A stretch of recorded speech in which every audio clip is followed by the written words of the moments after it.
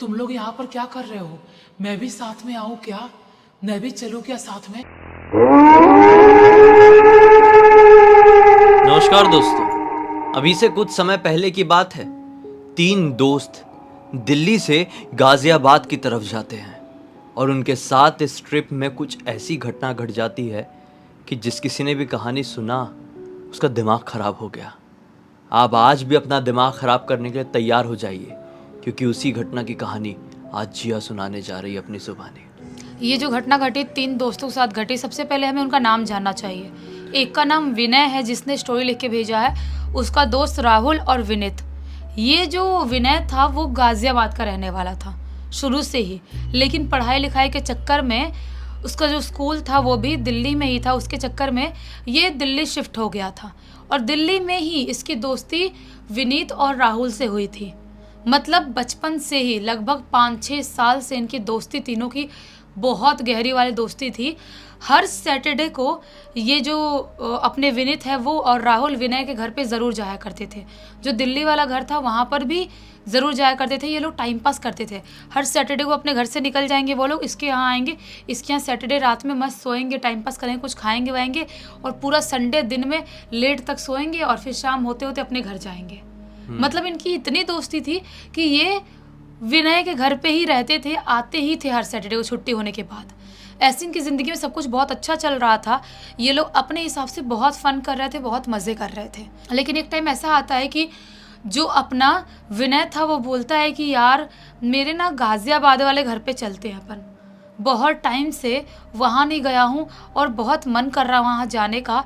अपन तीनों दोस्त चलते हैं साथ में और वहाँ पे थोड़ा टाइम बिताएंगे। वो घर मुझे बहुत अच्छा लगता है, बहुत पसंद है, तुम लोगों को भी बहुत पसंद आए क्योंकि टेरेस भी है, 2nd 3rd फ्लोर तक का घर है और बहुत ही सुंदर घर है मेरा।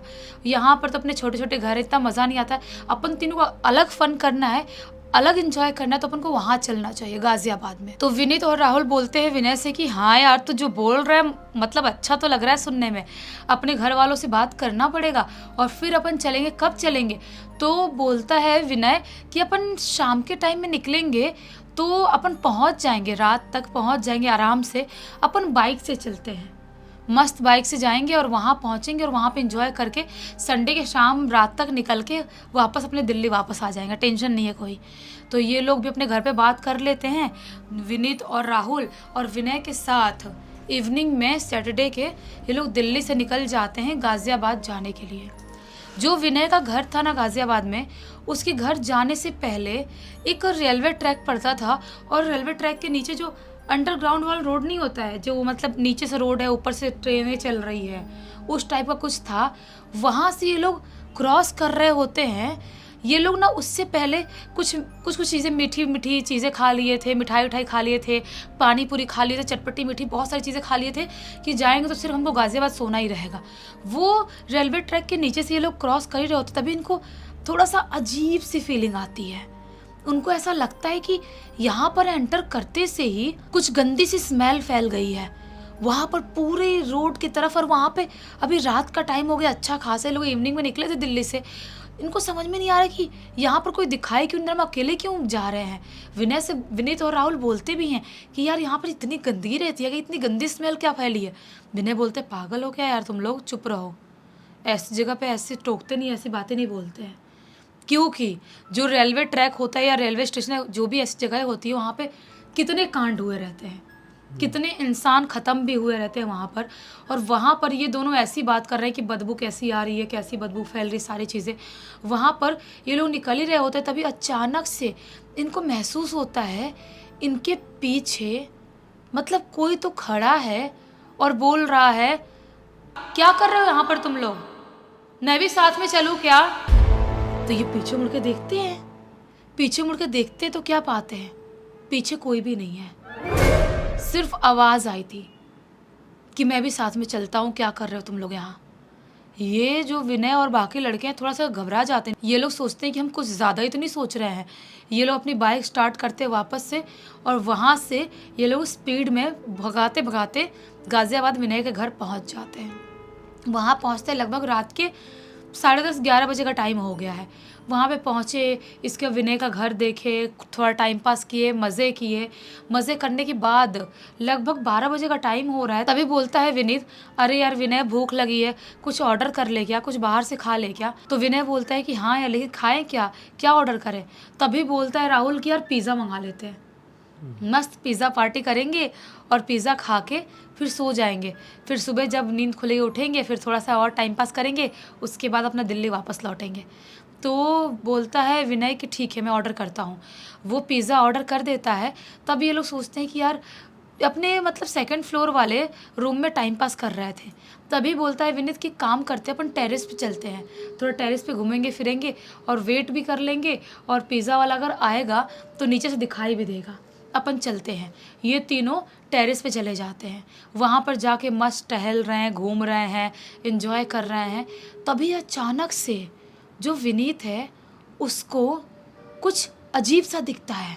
वो तीनों को ऐसे करता है, ऐसे इशारा करता है, और जैसे ही विनय और राहुल भी जिधर इशारा कर रहे हैं विनीत उधर देखते हैं तो क्या पाते हैं, लिटरली कोई परछाई ऐसे ऐसे ऐसे बार बार चल रही है। और चलते चलते इनका जो सेकंड फ्लोर वाला जो रूम है, जो घर है, उसके अंदर एंटर करी कोई परछाई इनकी आँख के सामने। ये बहुत ज़ोर से घबरा जाते हैं। बोलता है विनीत की विनय यार ये क्या है, कुछ परछाई थी ना। विनय फिर से बोलता है विनीत को कि यार तू पागल हो गया है क्या, हर चीज़ टोक क्यों रहा है तू, हर चीज़ क्यों कर रहा है। एक तो मुझे उसी टाइम से डर लग रहा है, जब अपन रेलवे ट्रैक के पास से क्रॉस किए थे उसी टाइम से मुझे अजीब सी भयानक सी गंदी सी फीलिंग आ रही है। ऊपर से तू बोल रहा है कि क्या है क्या नहीं है। ऐसे बात नहीं करते भाई, चुप रह तू। अभी ये लोग सारी बात कर ही रहे, लड़ाई कर ही रहे, तभी अचानक से जो शेडो इनके रूम के अंदर एंटर करी थी वो अचानक से इनके रूम से बाहर निकलती है।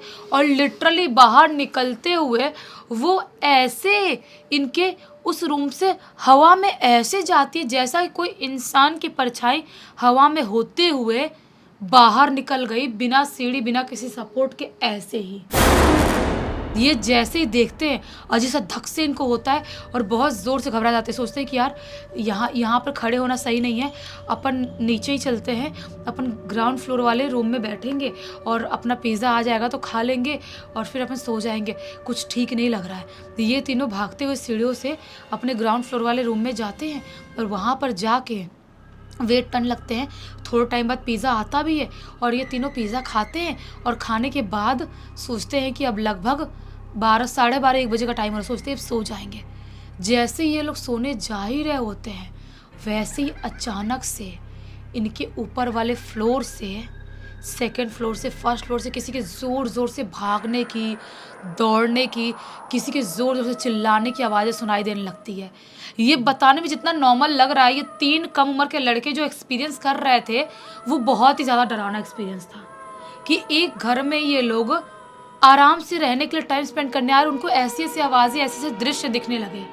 और विनय के लिए शॉकिंग है क्योंकि उनका घर है ये बहुत साल तक बचपन में रहा है, वहाँ पे पैदा हुआ है, और उसके घर पे ऐसी खौफनाक एक्टिविटी कैसे हो सकती है। जो राहुल था वो डरते हुए बोल रहा है यार कुछ समझ में नहीं आ रहा है, जाके देखना चाहिए क्या ऊपर कौन चीख रहा है, चिल्ला रहा है, भाग रहा है। तभी अचानक से ऊपर से किसी औरत के जोर जोर से चीखने चिल्लाने की आवाज़ सुनाई देने लगती है और आवाज़ आती है, तुम लोग यहाँ पर क्या कर रहे हो, मैं भी साथ में आऊँ क्या, मैं भी चलूँ क्या साथ में।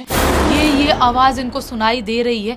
ये इतने ज़ोर ज़ोर से घबरा रहे हैं, सोने की कोशिश कर रहे हैं, लेकिन ये लोग सो नहीं पा रहे हैं, कुछ कर नहीं पा रहे हैं। इनका दिमाग पूरी तरह से ब्लैंक हो गया है।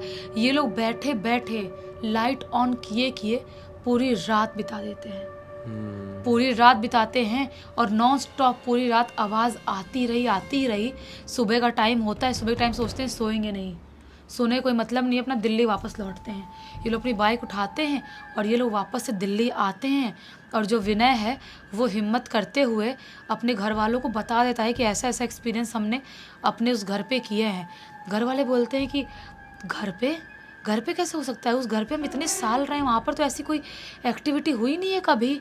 और इन लोगों की तबीयत भी थोड़ी ख़राब हो गई थी, विनय को बुखार उखार आ गया था। घर वाले बोलते रास्ते में तुमने कुछ लांघा या कुछ टोका तो नहीं है? विनय बोलता है कि हमने कुछ खाए पिए थे और खाने पीने के बाद हम लोग वो रेलवे ट्रैक की तरफ से हम लोग क्रॉस कर रहे थे, और उसके बाद हमको वहीं पर एक आवाज़ सुनाई दी थी और स्मेल भी बहुत गंदी आई थी, विनीत ने टोका था। घर वाले बोलते हैं तुम लोगों ने मीठा खाए थे, चटपटा खाए थे, ऊपर से वैसी जगह से क्रॉस कर रहे थे, और तुम लोग वैसी जगह पे कोई तुमको आवाज़ लगा रहा है, तुम रिस्पॉन्स करके पलट के देख भी रहे हो। मतलब हो ना कोई आत्मा तुम्हारे पीछे लग गई थी और पूरी रात तुमको उसने ही परेशान की है।